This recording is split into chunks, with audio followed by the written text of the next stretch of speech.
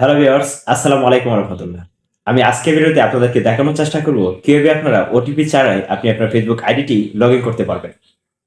মাত্র একটি সেটিংস করে নিলেই কিন্তু আপনার ফেসবুক অ্যাকাউন্টটি আর কোনোদিন হ্যাক হবে না। ফেসবুকের মধ্যে ফুল এইচডিতে কিভাবে ছবি এবং ভিডিও আপলোড করতে পারবেন। আপনি প্রতিদিনই কতক্ষণ যাবত ফেসবুক ব্যবহার করতেছেন তা কিভাবে দেখতে পারবেন, এরকমই আকর্ষণীয় ৬টি ফিচার নিয়ে সাজানো হয়েছে আজকের ভিডিওটি। আমি এমডি জাহাঙ্গীর হাসান রিয়াদ, আপনারা দেখছেন রিয়াদ ট্রিটমেন্ট। আমি ৬টি সেটিংসে স্টেপ বাই স্টেপ মোবাইল স্ক্রিনের মধ্যে আপনাদেরকে দেখানোর চেষ্টা করব। মূল ভিডিওতে যাওয়ার আগে সবার কাছে একটাই রিকোয়েস্ট, ভিডিওটি যদি ইউটিউব চ্যানেল থেকে দেখে থাকেন তাহলে সাবস্ক্রাইব করে নোটিফিকেশন বাটনটা অন করে দিতে পারেন। আর ভিডিওটি যদি আপনারা ফেসবুক পেজ থেকে দেখে থাকেন তাহলে লাইক ও শেয়ার করে পাশে থাকতে পারেন। আপনার ফেসবুক অ্যাকাউন্টটি হ্যাক হয়েছে কিনা আর হ্যাক হয়ে থাকলে তা কিভাবে বুঝতে পারবেন এবং যদি দেখেন যে আপনার ফেসবুক অ্যাকাউন্টটি হ্যাক হয়েছে তখন কিভাবে আবার আপনার ফেসবুক আইডিটি রিকভারি করতে পারবেন। তো আপনারা আপনাদের ফেসবুক অ্যাকাউন্ট থেকে এই কর্নারে যে একটি আইকন আছে এই আইকনের মধ্যে ক্লিক করে দিবেন। তো ক্লিক করার পর একটু স্ক্রল ডাউন করে নিচে আসবেন। নিচে আসার পর সেটিং এন্ড প্রাইভেসি নামের অপশনের উপরে ক্লিক করে দিবেন। ক্লিক করার পর আবার সেটিংস এর উপরে আপনারা ক্লিক করে দিবেন। তো ক্লিক করার পর একটু স্ক্রল ডাউন করে নিচে আসতেই দেখতেছেন একটি অপশন আছে সিকিউরিটি অ্যান্ড লগইন।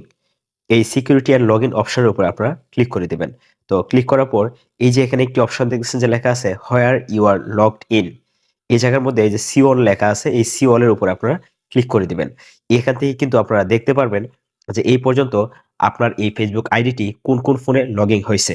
এখান থেকে যদি আপনাদের কোনো ডিভাইসকে অপরিচিত মনে হয় সেক্ষেত্রে এই ডিভাইসটি রিমুভ করার জন্য আপনারা ডিভাইসের পাশেই 3 ডট দেখতে পাবেন। এই 3 ডটের উপরে ক্লিক করে দিবেন। তো ক্লিক করার পর নিচে একটি অপশন দেখতে পাবেন যে লগ আউট নামে।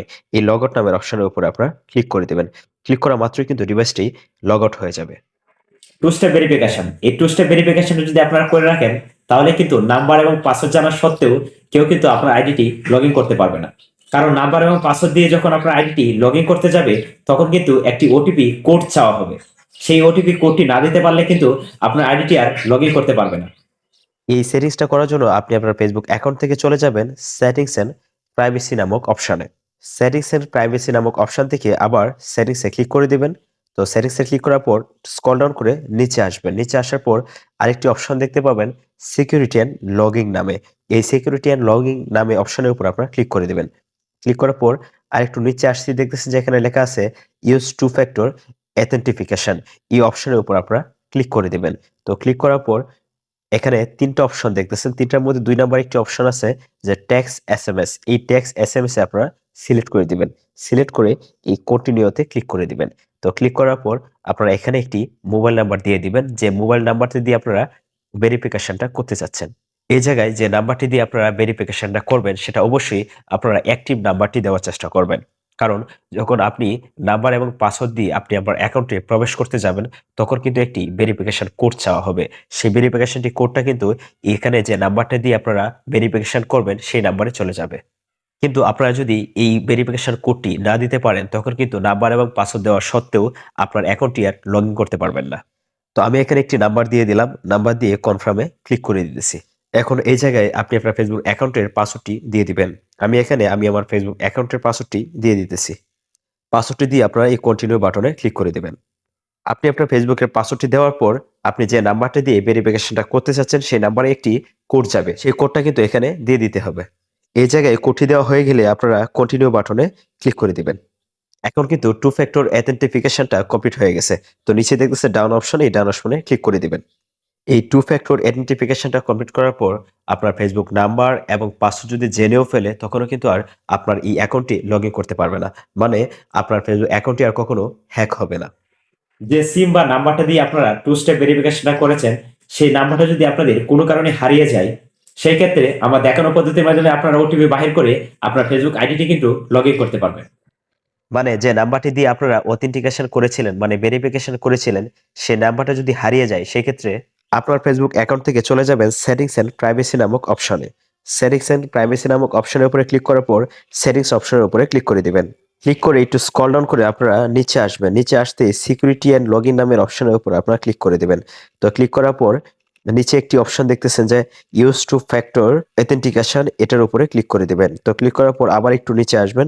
নিচে আসতেই আরেকটি অপশন দেখতে পাবেন যে রিকভারি কোডস। এই রিকভারি কোডস এর উপর আপনারা ক্লিক করে দিবেন। এখান থেকে আপনারা ৬ ডিজিট করে ১০ টা কোড দেখতে পাবেন। কোনো কারণে যদি সিমটি হারিয়ে যায় সেক্ষেত্রে কিন্তু এই কোডগুলা ইউজ করে কিন্তু আপনি আপনার ফেসবুক অ্যাকাউন্টটি লগ ইন করতে পারবেন। এখানে সাবধানতার বিষয় হচ্ছে প্রতিটা কোডই কিন্তু আপনি সর্বোচ্চ একবার করে ব্যবহার করতে পারবেন। আমরা সকলে একটি কমন সমস্যা ফেস করি যে যখন আমরা আমাদের ফেসবুকের মধ্যে ছবি বা ভিডিও আপলোড করি তখনই আমরা লক্ষ্য করি যে ছবি বা ভিডিওর রেজলিউশন ডাউন হয়ে যায়। কিন্তু আমরা যদি ছবি বা ভিডিও আপলোড করার পূর্বে একটি মাত্র অপশন অন করে যদি ছবি বা ভিডিও আপলোড করি সেক্ষেত্রে কিন্তু আমাদের ছবি বা ভিডিওর রেজলিউশন আর কখনো কমবে না, মানে ডাউন হবে না। এই সেটিংসটি করার জন্য আপনার ফেসবুক অ্যাকাউন্টটি ফেসবুক লাইট অ্যাপসের মধ্যে লগ ইন করে নিতে হবে, কারণ মেইন অ্যাপসের মধ্যে এই অপশনটি খুঁজে পাবেন না। তো এই সেটিংসটি করার জন্য আপনার অ্যাকাউন্টটি ফেসবুক লাইটে লগ ইন করার পর ফেসবুক লাইট অ্যাপসের মধ্যে প্রবেশ করবেন। প্রবেশ করে উপরে 3 লাইনে ক্লিক করে দিবেন। তো ক্লিক করার পর একটু স্ক্রল ডাউন করে নিচে আসতেই সেটিংস এন্ড প্রাইভেসি নামে অপশনের উপরে ক্লিক করে দিবেন। এই সেটিংস এন্ড প্রাইভেসি থেকে সেটিংস নামের অপশনের উপরে ক্লিক করে দিবেন। ক্লিক করার পর প্রোফাইল সেটিং নামের অপশনের উপর আপনারা ক্লিক করে দিবেন। ক্লিক করার পর আপনারা একটু স্ক্রল ডাউন করে নিচে আসবেন। নিচে আসতেই দেখতেছেন একটি অপশন আছে ফটো কোয়ালিটি। এই ফটো কোয়ালিটি নামের অপশনের উপর আপনারা ক্লিক করে দিবেন। ফটো কোয়ালিটি নামের অপশনের নিচে আপনারা 3টি অপশন দেখতেছেন যে হাই, মিডিয়াম এবং লো। এই 3টি অপশন থেকে আপনারা সবার উপরে যে হাই নামের একটি অপশন আছে এই অপশনটা আপনারা এখান থেকে সিলেক্ট করে রাখবেন। এই হাই নামের অপশনটা যদি আপনারা সিলেক্ট করে রাখেন সেক্ষেত্রে কিন্তু আপনারা ফুল এইচডি তে আপনার ফেসবুক অ্যাকাউন্টের মধ্যে ছবি আপলোড করতে পারবেন। তো ফুল এইচডি তে ভিডিও আপলোড করার জন্য নিচে আরেকটি অপশন দেখতেছেন যে ভিডিও কোয়ালিটি নামে। এই ভিডিও কোয়ালিটির অপশন থেকে আপনারা অপটিমাইজ নামক অপশনটা সিলেক্ট করে রাখবেন। অপটিমাইজ নামক অপশনটা যদি সিলেক্ট করে রাখেন তখন কিন্তু আপনি আপনার অ্যাকাউন্টের মধ্যে ফুল এইচডি তে ভিডিও আপলোড করতে পারবেন।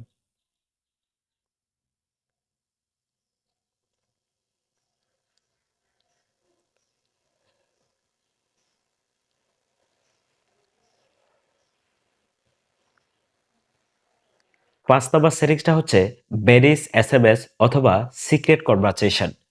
কোনো সিক্রেট টপিক নিয়ে যদি আপনারা কথা বলতে চান সেক্ষেত্রে কিন্তু আপনারা সিক্রেট কনভারসেশনের মাধ্যমে কথা বলতে পারেন। সিক্রেট কনভারসেশনের সবচেয়ে বড় সুবিধা হচ্ছে বারবার ক্লিক করে কিন্তু আপনি এসএমএসটা রিমুভ করতে হবে না, আপনি এসএমএসটা রিমুভ হয়ে যাবে। এই সেটিংসটা করার জন্য আপনি যার সাথে সিক্রেটভাবে কথা বলতে চাচ্ছেন মেসেঞ্জার থেকে তার আইডিতে আপনারা চলে যাবেন। তার অ্যাকাউন্টে আসার পর উপরে একটি আই বাটন দেখতে পাবেন। এই আই বাটনে ক্লিক করে দিবেন। ক্লিক করার পর একটু স্ক্রল ডাউন করে নিচে আসতেই দেখতেছেন যে গো টু সিক্রেট কনভারসেশন নামের একটি অপশন। এই অপশনের উপর আপনারা ক্লিক করে দিবেন। আপনারা কিন্তু এখান থেকে সিক্রেট ভাবে কথা বলতে পারবেন। এখন আপনারা যদি টাইম সেট করতে চান সেক্ষেত্রে আবার আই বাটনে ক্লিক করে দিবেন। ক্লিক করার পর আরেকটু নিচে আসতেই দেখতেছেন যে ডিসিপিয়ারিং এসএমএস, এটার উপরে ক্লিক করে দিবেন। আপনারা এখান থেকে আপনার প্রয়োজন মতো টাইমটা সিলেক্ট করে দিবেন। আমি যদি সবার উপরে দেখতেছি একটি অপশন আছে যে 5 সেকেন্ড। এই 5 সেকেন্ড অপশনটা যদি আমি সিলেক্ট করে রাখি সেক্ষেত্রে আমার এসএমএসটা 5 সেকেন্ড পর রিমুভ হয়ে যাবে। এভাবে সবার নিচে একটি অপশন আছে যে ওয়ান ডে।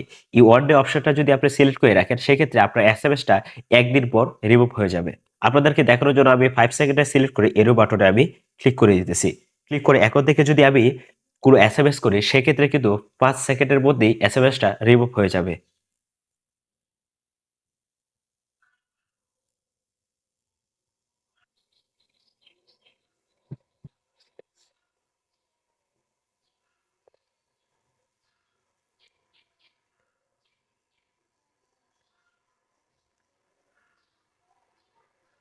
6 নাম্বার সেটিংস মানে লাস্ট সেটিংস। আমরা প্রতিদিন কতক্ষণ যাবত ফেসবুক ব্যবহার করি তা কিভাবে দেখতে হয় তা আমরা অনেকেই জানি না। আমরা কিন্তু প্রতিদিনই প্রতিনিয়ত ফেসবুক ব্যবহার করতে থাকি। ফেসবুক ব্যবহার করতে করতে কিভাবে যে কাজের টাইম এবং লেখাপড়ার টাইম পাস হয়ে যায় তা আমরা বলতেই পারি না।